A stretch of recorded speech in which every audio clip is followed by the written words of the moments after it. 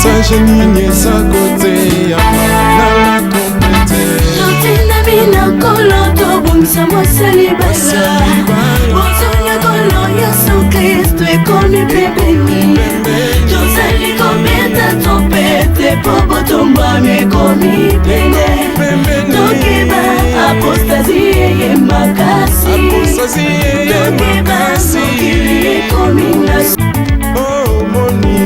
C'est la trompette qui sonne à Bozonga Yesu Naba oyo baye Pi basile des temps de la fin Basali kolongwa na bomba apostasi Basali kolukazela lobiko Na Yesu Enlèvement ezakoya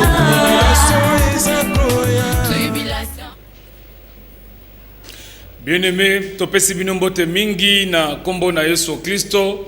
Toye lisusu na bandako na bino pona ko partager na bino sango malam. Na yambo to bandako loba malobo nzamba tena motema na biso. Topesi mbote na bandeko bazana rejikuna ba oyo basali ete biso to kota na bandako na bino. Topesi mbote na ndeko na biso Serge Makoso. Na Giputu, tozasusu na ndeko na biso Rodu Luadio. Na Freddy Takidi tobosani pete notre maman Deo Congo oyo alingaka mingi émission oyo attention l'apostasie et la topesi mbote mingi nangolu oyo nzambe asalaki na nzela na ye ete boyo ka biso toloba de la part de Elohim pe tobosani te kopesa mbote na bakambi nyonso bazokamba na Communauté Rassemblement Mondial de la Race Élie pour Christ, Église et la trompette de la dernière ère, Bassali Nyonso, Pasteur Colempo, Pasteur Jean-Pierre Moussula, Pasteur Thomas Bazadio, Naba ancien Nyonso, Bazokamba Nabiso, Naba O Bazana Église, Naba Seli Sekato Zokamba, Zambe a Pambola Bango. Toye Kolobela Likambo Tali toujours, attention, l'apostasie est là. Et tozu ba appel ebele na ba SMS oyo batindi ebele pona kozwa connaissance sur la prophétie sur l'apostasie. Tolobi l'apostasie est un mot biblique. L'apostasie est un biblique. Tozwa ki yango na mo kanda oyo Bible lobeli biso na 2 Thessaloniciens chapitre 2 verset 3. 2 Thessaloniciens chapitre 2 verset 3, la Bible nous dit ceci, c'est la prophétie, que personne ne vous séduise d'aucune manière, car il faut que l'apostasie soit arrivée auparavant et qu'on ait vu paraître l'homme du péché, le fils de la perdition. Donc l'apostasie est allée, moko ya ba grand signe, il y a temps de la fin, où eza annoncé était Jésus a commis pembeni. Yango toza koloba, l'apostasie ezali moko ya ba grand signe oyo ezali kolobela biso ete Jésus a commis pembeni azonga yango esengeli na banda na nzambe nyonso ozala pasteur ozala fidèle ezala mopagano ezala ozali autorité ozokamba na politique na bisika nyonso mais yeba ete l'apostasie esengeli na biso nyonso to yebango parce que biso nyonso toza kozela rendez-vous sacré oyo ezali enlèvement de l'église. Et qu'on rate parce que l'enlèvement de l'église est une réalité. Yango tozui na Romains chapitre 13 verset 11. Na Romains 13 11 tozui na trois langages prophétiques oyo eza très important et zo senga ete biso to discerner na yango. Bible dit vous savez à quel temps nous sommes. C'est l'heure de vous réveiller afin du sommeil. Car maintenant le salut est plus près de nous. Est-ce que to yebi tango nini oto komi lokola to komi na tango ya suka Bible dit c'est l'heure de vous réveiller afin du sommeil. Pourquoi? Car maintenant le salut est plus près de nous. Donc le salut veut dire l'enlèvement de l'église est pour bientôt. Yango to bani koloba etendeko. Lelo toza kolobela sur le ministère prophétique na don ya prophétie. La différence entre le ministère prophétique na don ya prophétie. Yango ekotisi trouble ya kosakanate na kati ya évangile. Ndeko soki o comprendre le ministère prophétique malamu te, au comprendre paix dont il y a prophétie malamouté yango vraiment romona balobi soki prophète yango pas sakoli au moni prophétie et s'accomplir mais nasi ma prophétie et ezotambola na babilembo ezobala na écriture c'est un faux prophète. Pourquoi? Parce que les diables n'attendent autoza à kosala ba chose monsieur étonnante ba Simon le magicien na ba élimance. Donc auto comprendre ni veut dire prophétie et bimi. Au lieu prophétie ngo ebala na écriture bien que ça accomplit alobi na yondeko après 2 mois au kobota au rosoisem 2 mois pour zuize minasuka na ngabinini bon nzamba ebisinga zo huile au tungola nzamba ebisinga zo matiti oh c'est un faux prophète. Pourquoi? Bible lobi lokola keko simba matiti ake simba ozo mabele ozo boy aza ko désorienter yo ko bimisa yo na voix ya nzambe qui est la parole posée par les apôtres. Prophétie nyonso ko bima et ko respecter écriture et ko respecter prédication prêchée par les apôtres. Yango alobi soki a prophétisé mais na suka nango omoni oh non siko lokwa na prophétisé makambo ekokisami siko nzamba yebisinga esengeli ngai nzamba lobi nanga ndenge zabongo lokola prophétie ekokisami siko nazo ba huile na pakola yo nzoto mobimba yo mwasa libala comprendre déjà que c'est un faux prophète. C'est un faux prophète. Oh mon Dieu. Donc là tous on comprendre que ba faux prophète bazali. Yango moni attention Jérémie chapitre 28 verset 15 à 17. Bible lobi Anania l'Éternel n'est pas point envoyé et tu inspires à ce peuple une fausse confiance. Veut dire awa Anania ayeko Jérémie a prophétisé makambo za vrai. Anania ayeko sepelisa na peuple na mokonzi na roi. Ayeko pesa prophétie moko ya ko sepelisa mokonzi na roi. Après nzamba zongi Jérémie kende sa Anania. C'est un faux prophète. Bible le binango après Anania nzamba bomaki. Elingo bani. Donc la prophétie et yaka pona parce que le quoi moto to eba ina pesa prophétie te yom de refabriquer ngote awa Anania aye comme ma prophétie moko ya ye moko a préparer yango omoni donc prophétie pona ko sepelisa moto o prophétie muta fabriquer yango te. Sois prudent mon frère ma sœur parce que Bible le dit il se lèvera des faux prophètes des faux ouais. D'où vient le ministère prophétique? Ministère prophétique et où tu as Jérémie chapitre 1 verset 4 à 5. Bible le dit le ministère prophétique à l'obéni. Avant que je t'ai formé dans le ventre de ta mère, je te connaissais et avant que tu fusses sorti de son sein, je t'avais consacré, je t'avais établi prophète. Au moni donc ministère prophétique prophète hein, akomaka prophète était muta komaka prophète était mutu abota maka prophète hein, conformément à l'écriture posée par le prophète et les apôtres. Dans Galates chapitre 1 verset 15 Paul a le bien gros. Mais lorsqu'il a plu à celui qui m'avait mis à part dès le sein de ma mère, donc même Paul azalaki apôtre avant abotama. Le Seigneur m'avait mis à part dès le sein de ma mère. Il dit Paul avant comme apôtre azala déjà apôtre. Jérémie avant comme prophète azala déjà prophète. Et nous avons dit na pensé en Zambé. Donc prophète abota maka prophète mako marate. Soki au commis prophète veut dire bateau ba commission to peut s'écrire. Donc le ministère prophétique et ça ministère o bazwa kongo batanga ngone école te. Bande ko ba théologien, to boité bo sali ba université. Bon mais quand peut ko vérifier ba écriture na bino. Na ba syllabus wana. Syllabus on fait ba na Bible. Mais comment se fait-il les loto mo na ba école ba prophète? École ba pasteur oyo ba pasteur mutaza na vocation na te na appel wana te mais ba commissie prophète au moins sika tout le côté d'évangile parce que à côté na conseil ya nzambe te yango akoya ko interpréter makambo oyo azana ngote akoya ko introduire ba pensée na ye parce que tikala cause à l'éternité te yango tolobi Matthieu chapitre 19 verset 12 car il y a des serviteurs qui le sont dès le ventre de leur mère. Au moni ba balani na Galates chapitre 1 verset 15, na Jérémie 1 4. Comment mina loi et Sengeli a interprété très bien. Plus loin encore, Jean chapitre 17, verset 3. Jean 17 et 3, Bible dit, or, la vie éternelle, c'est qu'ils te connaissent, toi, le seul vrai Dieu, et celui que tu as envoyé, Jésus-Christ. La vie éternelle, ezali esengeli bayeba yo zanzambe moko, pe bayeba Yesu oyo mwana oyo tindi. Nali ko expliquer. Elingolo banini. Omoni babi lobiko la vie éternelle. Veut dire po okota royaume de cieux, po ozwa la vie éternelle. Esengeli oyeba Dieu, po yeba Jésus. Koyeba Dieu veut dire, quand on dit Dieu, Dieu c'est la loi. Yango Esaïe 8, 20, à la loi et au témoignage. Si on ne parle pas ainsi, alors peuple on va l'éclairer. Et Sengeli oyeba Dieu, Dieu c'est la loi. Après, oyeba Jésus c'est la grâce et l'interprétation.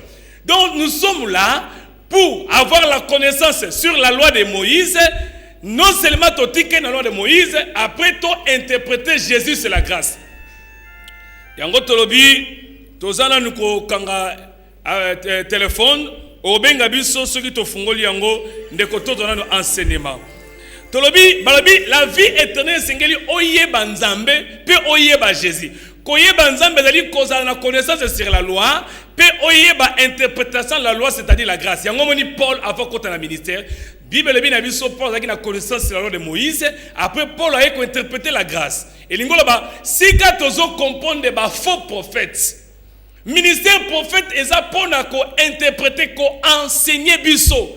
Be chrétien eza codé na loi, bimisela bisongo na grâce to comprendre ngo. Ozomona yango moni ministère prophétique eza te pona ko lobela bato keno na zomona baloka yo na moni bete. Wana eza ministère prophétique te.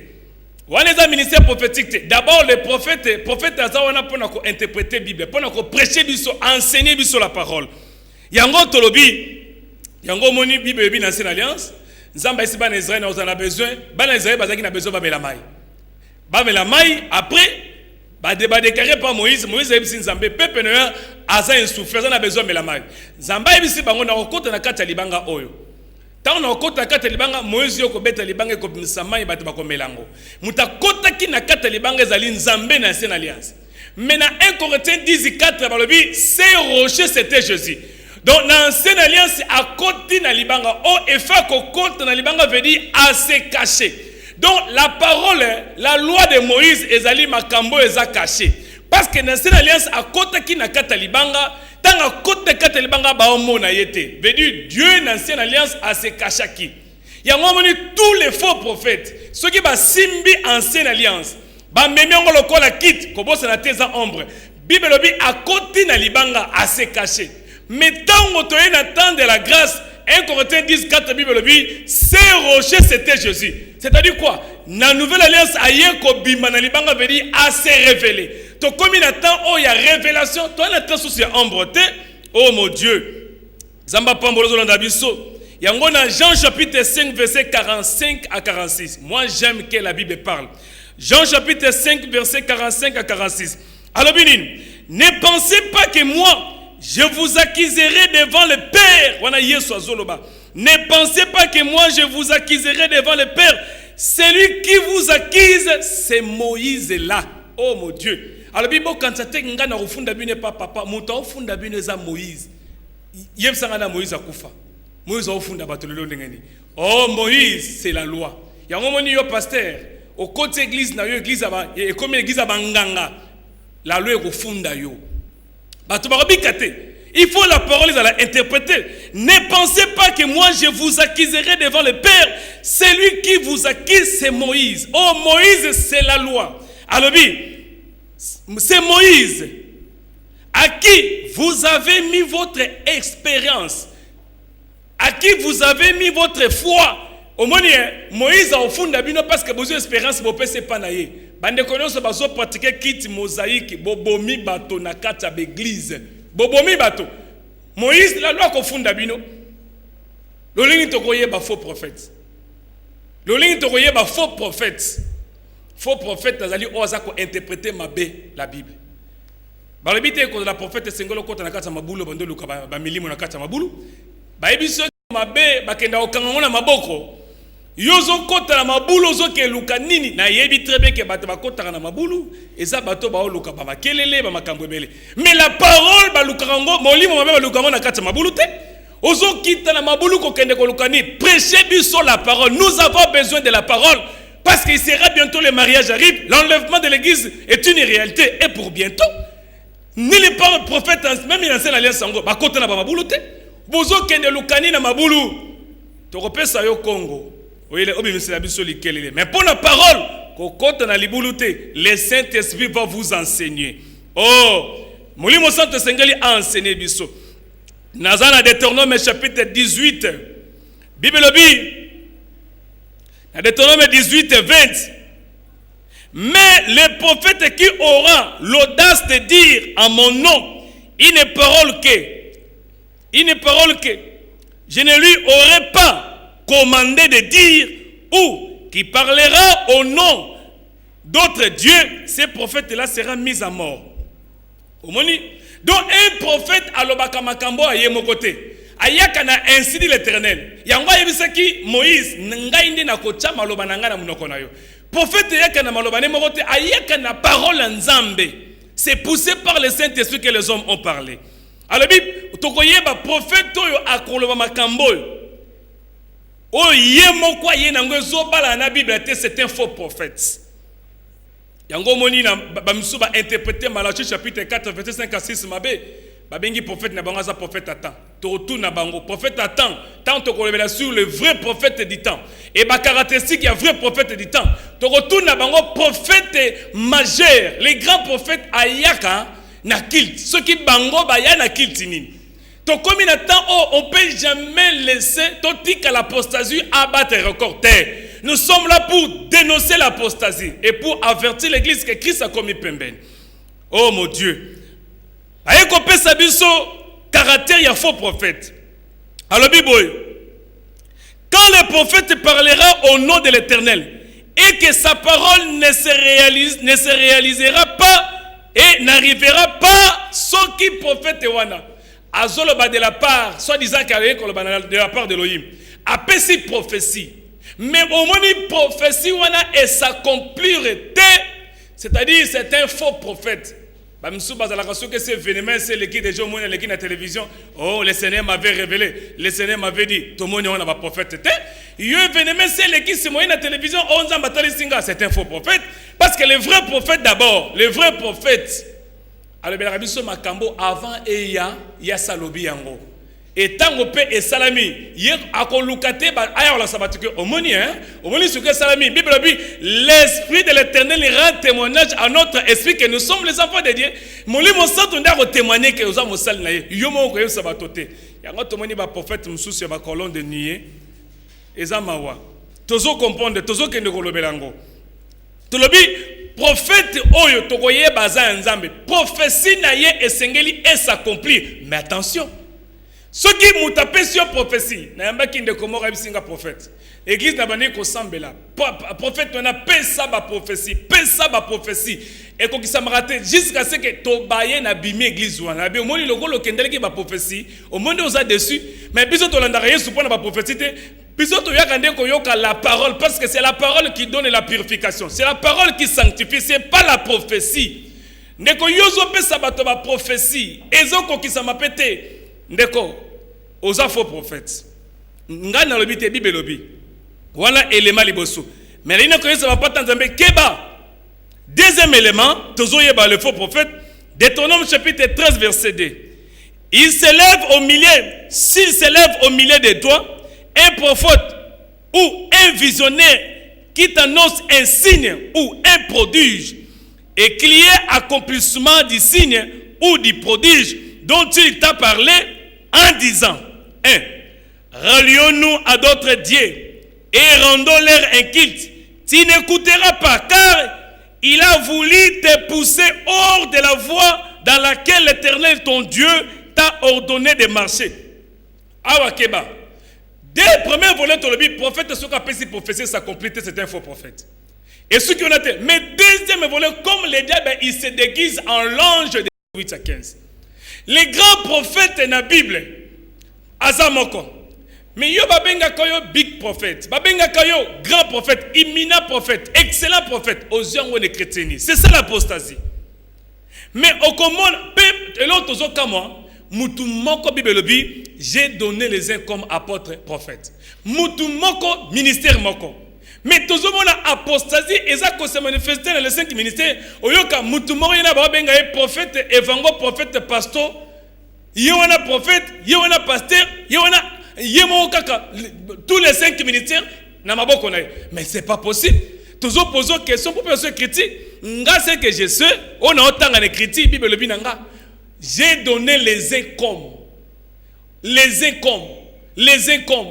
le but est que n'a pas si mutu moko les 5 ministères. Exact. Ce qui aux dans les 5 ministères yomoko c'est l'apostasie. Veut dire au comme il a place à Jésus parce que les 5 ministères la main on est ande yomoko. Donc, et l'eau comme nous sous tout monde à l'apostasie na katia ministère. Ezanine. Likambotali ba appellation. Likambotali ba appellation. Bible bina Acte chapitre 14 verset 8 à 15. Ba Paul bazoya. Bato babengi bango babi bato penda baza banzambe après avoir causé la miracle na Acte chapitre 14 verset 8 à 15. To fongoli téléphone na biso obengi toko répondre yo. Bible dit après avoir apporté un miracle. Basali miracle na Acte chapitre 14 verset 8 à 15. Basali miracle, ba aveugle, ba moni, ba paralytique ba marcher. Ni ne passé, bato ba moni, bato babi o eza ba nzambe. O ndeza nzambas à côté na kata nzota mutu. Mais Paul a boyi appellation oyo. Bible dit Paul va s'opposer na batouana. Babi toza batu lokola bino. Mais lelo baso benga yo colonne. Mosal na nzambo ondi mango. Ozomo que c'est l'apostasie. Ba benga lelo nan colonne. Ba benga yo nan. Ba benga yo l'aigle. Baso benga yo aigle. Ngana ebi aigle za moko eza Jésus. Baso benga yo nan. Tozomo na phénomène même to benga ba archbishop. Ndeko, oboyi na yo kozala pasteur on dit archbishop. Mais si quand on ose l'appellation ba archbishop, ba archiwana. Mais Bible peut faire perception critique j'ai donné les uns comme archbishop, les autres comme archbishop. Mais nous avons trouvé nulle part dans la Bible. Aujourd'hui, ce n'est pas l'apostasie parce que l'apostasie est la falsification. Il y a écriture. L'appellation nous sommes dans Acte chapitre 14 verset 8 à 15. Paul Baboyango. Au bengi biso na 089 780 17 et 10 toko répondre aux questions zali. Bible bi ba Paul ba bengi bango bato baza banzambe. Merci tozo ya mandeko azana ligne tozo ya mbaye. Oui, allô ndeko, bonjour. Merci. Je suis Shalom papa. Olobini une question ni opposé biso. Justement, la zone vraiment, c'est Dieu pour notre édification. Pourquoi aujourd'hui le nom de pasteur est répété dans l'église? Parce que, par exemple, Moïse, ministre, est-ce que c'est l'apostasie ou bien les apostasités? Deuxième question, pourquoi adoration de nos économies ministère n'a fait assemblée la biso, n'a fait assemblée locale? Un peu quelques questions, je voudrais un peu être éclairé. Olingo bande deuxième question, première qui deuxième question lobby. Deuxième question, pourquoi adoration économie ministère? Pour tout le monde dans le centre de l'île, on a alloué centre commis ailleurs. Ministère au service église, est-ce que l'apostasie, est-ce que Jésus appelle ou bien Jésus appelle que? Merci mon frère Kola Pambolayo. Tolobi boy. Merci. Ezali apostasie. Les lozomo la batomzuzo ba Paul jamais batikala ka koloba ete au tabernacle prophète Moïse. Etika ko de la té. Mais nous avons vu aujourd'hui au tabernacle Kembo, au Kembo ministry. Mais na Bible c'est ça l'apostasie. Et ça qu'on annonce que mutu azui gloire na nzambe. Donc mutu awela na nzambe de gloire. biloko wana papa lobi eza apostasie. Et là qu'on a yebi Paul atikala kolobate que Paul ministre te. Il est ministre de la parole. Azo ko exercer na quatre églises. Pe biso ministère na biso na bapesi biso tuzo kosa na quatre églises. Ni par ba porte ba komaka ministère boye ba komaka nde église ya Antioche, balobi église ya Corinthe, mais c'est pas que non ministère ministrise Paul to moni ngote. Biloko wana eza apostasie. Benga biso na 089 to répondre yo. Yango tozo l'appellation. Les autres batumusu ono bazondima babenga ye colonne de la vérité. Ndeko mo no zo colonne de la vérité. Est-ce que vous otanga ngo pena malam na Bible? Mutumusu sumusanze musu bazobenga ye le soleil qui s'élève. Avant télé mababi maintenant tozo yamba le soleil qui s'élève. Nabi mais o pende makambo to mona l'église zo kende wap. Le soleil qui s'élève. Le soleil, rôle le soleil, et ça, Jésus, il est le soleil qui justifie. C'est-à-dire, tant qu'il y a le soleil qui s'élève, c'est ça l'apostasie. Veut dire, l'appellation, dans les 5 ministères, il y a un pot et un Thomas, tout le monde y. Donc, le soleil qui s'élève, et ça, c'est Jésus. Il est le soleil qui s'élève. Mais le soleil qui s'élève dans le ministère, n'a pas pasteur, tout le monde y. Moussou, sur la Bible, Bazo Bengaye, oh non, Babenge, la ligne. Na yebite ceux qui ont la ligne au Joseph Monaki na yebite. Merci toujours mbande kwaza na ligne oh de kona biso akei. Obengi biso otuni question to répondre yo. Appellation. Même un système on a l'église to komi nango. To boite. Omoni dadie est un mot anglais ngolo ba papa.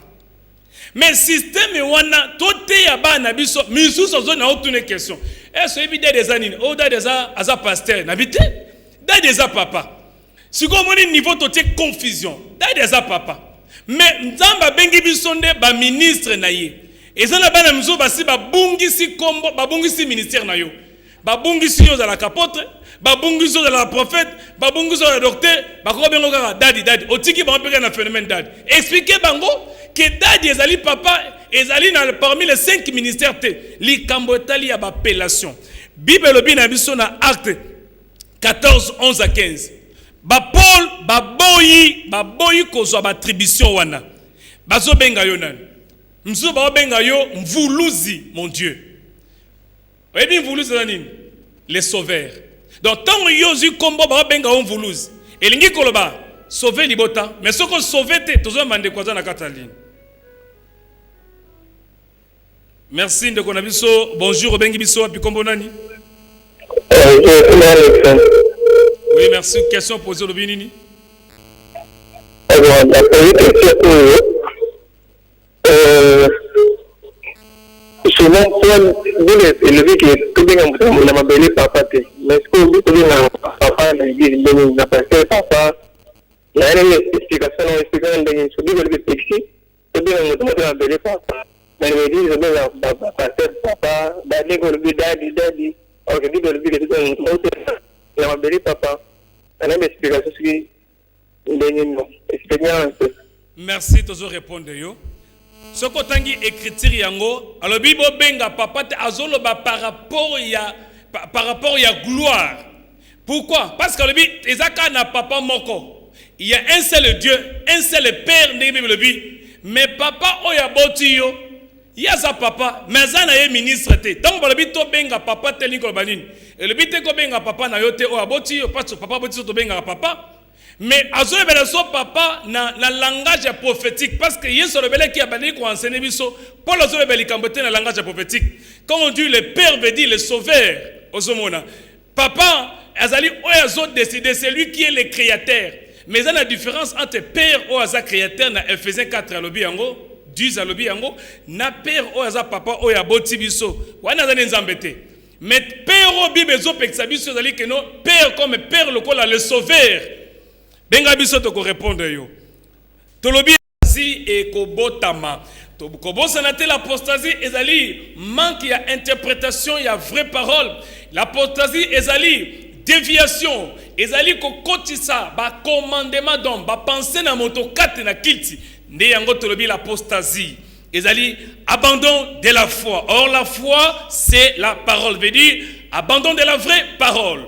Tolobi na Jérémie chapitre 1 verset 4.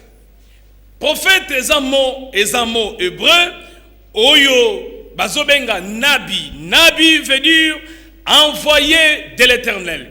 Veut dire c'est un messager on nzamba pesi mission.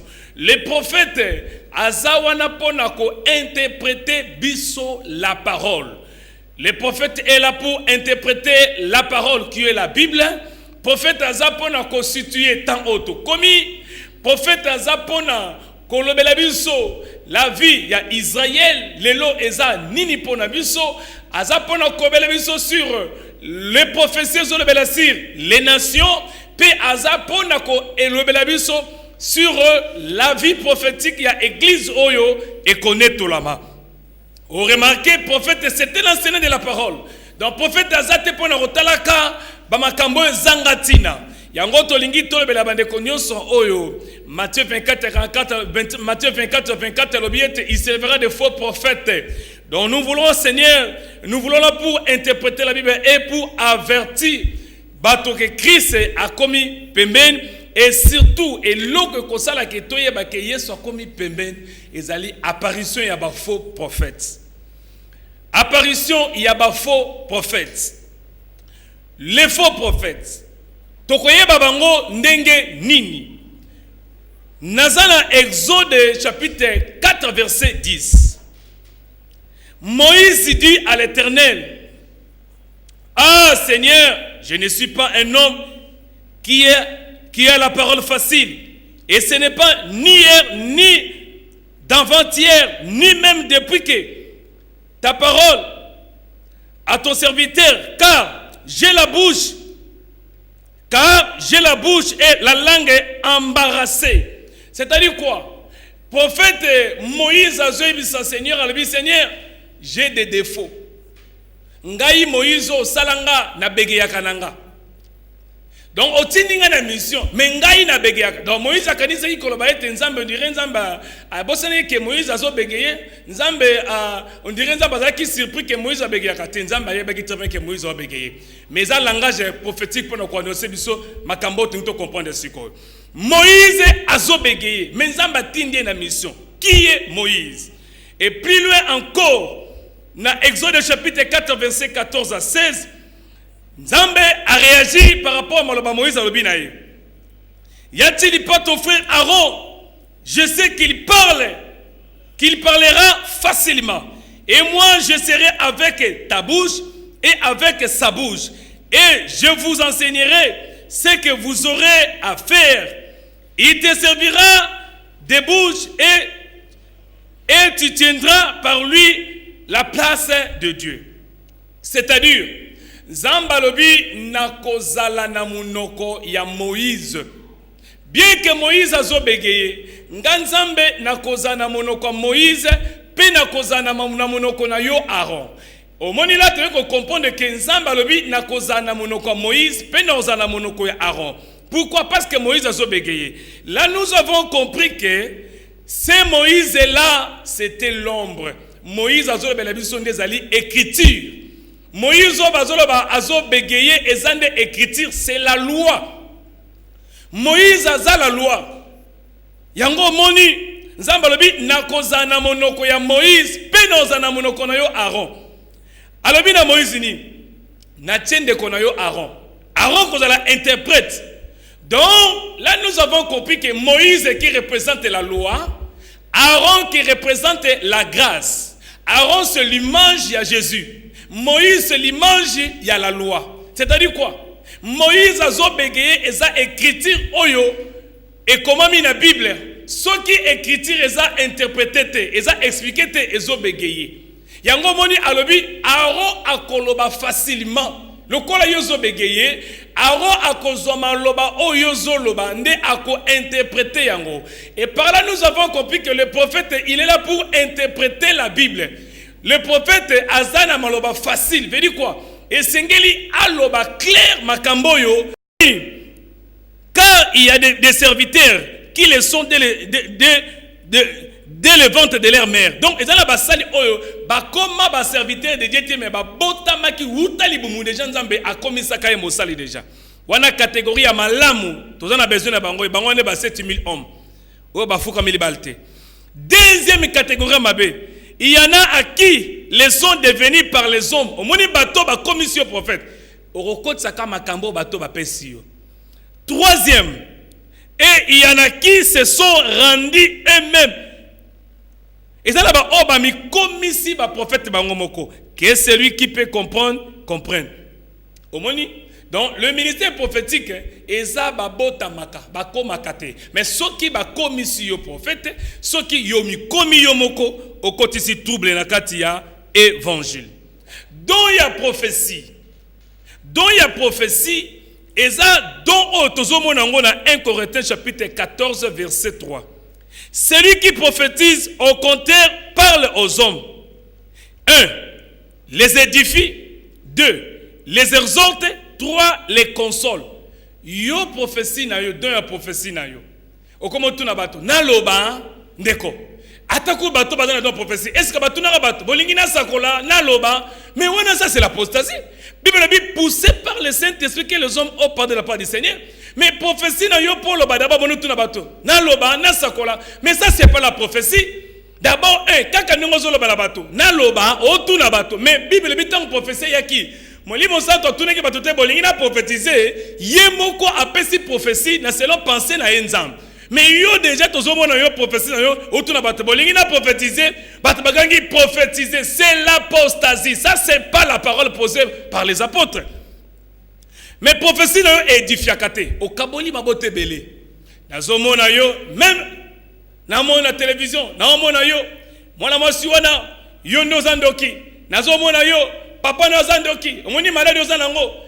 Nzamba otelisanga opeza prophétie mutu akasala boy eza tata mwasi na bino eza mama kulut na bino même ata prophétie yango na Bible to moni ba prophétie yote to moni yango te babi prophétie ezoya pona ko consoler pona ko édifier pe pona ko exhorter mais discerner malamu prophétie na yo est-ce que ezoya ko consoler est-ce que ezoya ko édifier mais tant que ça ko consoler tes autres panzas c'est eza fausse prophétie. Kobo sanate bandeko Bible zolo banabiso na Acte chapitre 16 Bible bina suna Acte chapitre 16 Acte chapitre 16 verset 16 à 19. Il y a qui une servante moko qui un esprit à pito mais ma campagne ça kola qui il y a qui a solo mais derrière cette prophétie il y avait esprit il y a pito oyo et orienté qui mona motiona. Heureusement, Paul Bazala qui est prudent. Tant que comprendre que cette femme a un esprit à piton, boyi ko s'adhérer, boyi ko adorer, ko accepter profession. Au moins, la profession, ko sayo, ils ont l'esprit à piton. Et ça, la la Bible. Et d'abord, le prophète a besoin de difficulté pour interpréter la Bible. C'est déjà un problème. Comment nous pouvons comprendre l'apostasie dans 4 ministères, les 5 ministères? Les 5 ministères, ils sont dans Ephésiens chapitre 4, Ephésiens chapitre 4, verset 11. Alors, j'ai donné les uns comme apôtres, comme prophètes, comme docteurs, comme évangélistes, comme pasteurs. Le rôle, il y a les 5 ministères, c'est pour le perfectionnement des saints en vue de l'œuvre du ministère et de l'édification du corps de Christ, jusqu'à ce que nous soyons tous parvenus à l'unité de la foi et de la connaissance du Fils de Dieu. C'est-à-dire quoi? Les 5 ministères, tous ont un rôle, il y a quand même vers la perfection, le perfectionnement. Ça veut dire quoi? Côté à l'évangile. Mais les ministères, les 5 ministères, l'apostasie est fendue. Nous avons des grands prophètes. Mais tant nous avons Ephésiens chapitre 4, verset 11 à 14, Bible dit, nous sommes comme prophètes. Nulle part dans la Bible, babenga Paul grand prophète. Au moment où babenga grand prophète, ndeko soki o renoncé nangote. Aux yeux d'attribution nzambe, conséquence nango, ils ont Acte chapitre 14, appellation. Appellation, apostasie est fondue na appellation. Il a donné les uns comme apôtres, comme prophètes, comme docteurs. Mais tout le monde nulle part apesi mutu moko 5 ministères. Les autres mona même phénomène, même bishop c'est biblique. Mais surtout expliquer bato bishop azana. Bishop aza ministre ya parole te. Au moins dans Ephésiens chapitre 4 verset 11, tant qu'ils ont cité les 5 ministères, a cité Bishop te. Bishop c'était l'ancien. Mais le long mutumtusu aboyi babengaye pasteur, il a accepté babengaye bishop. Mais ce qu'il faut expliquer, c'est que ozalaka ministre te. Mais ce qu'on ministre, tozo le bandeko, tikala la ministère na yo. Tika na ministère na yo, phénomène no to yebi bisike outi. To yebi bisike outi yango ye ko déstabiliser et ko koti trouver la carte évangile. Natuni moi na mon église mo quelque part.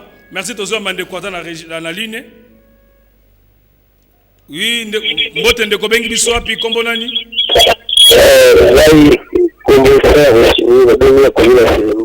Oui, olobini ndeko.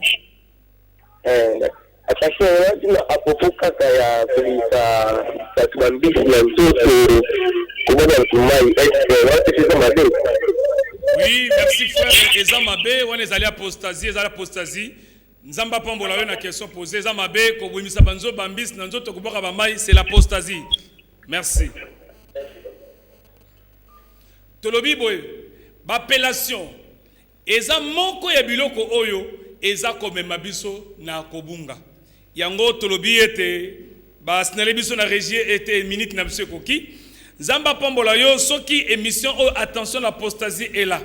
Et difiaka yo, sungaka yo, numéro na biso na sewana, oye ko soutenir biso, vraiment to kozanga te ko pambola yo. Zamba pambola yo, to komi presque na suka, na pesi mbote na Maman Esther oyo accompagné kibiso na frère tonton Mitango na ancien Pierre Zamba pambola bango pe apambola libota mobimba la trompette église la trompette de la dernière ère Zamba pambola bango basantu nyonso pe baselile na biso nyonso Zambe apambola bango to pesi numéro na biso ya téléphone 089 780 17 10 numéro na biso to répéter 089 780 17 10 moyen to yambezate parce que déjà to komi na suka to zobonde la pona bande konyoso oyo baza maladi Zamba sala bango ngolu to déclarer Zambe na bikamo bande konyoso oyo baza maladi bisika bazolanda biso ba o balandaka émission o Nzambe bisika nyonso bazali to déclarer na kombo na Yesu Kristo Nzambe otambolaki na bapotre tu es le même hier aujourd'hui éternellement yaweleka na kokangola bango totatola ba merveille na yo na kombo na Yesu Kristo déclaré ba maladie ba bika ba onios bazaki na ba problème Nzambe consoler mitema na bango pesa réponse ba témoigner munene na yo na kombo na Yesu Kristo ndetolobi amen tikankolo a pambola binonioso message nini sa côté ya na trompete Totina bina kolo to bungsa mo salibala Bonsonya kolo Yesu Kristo e koni pepeni Josali kometa trompete Pobo tomba me komi pene Tokiba apostasie ye makasi Tokiba mokili komi nasi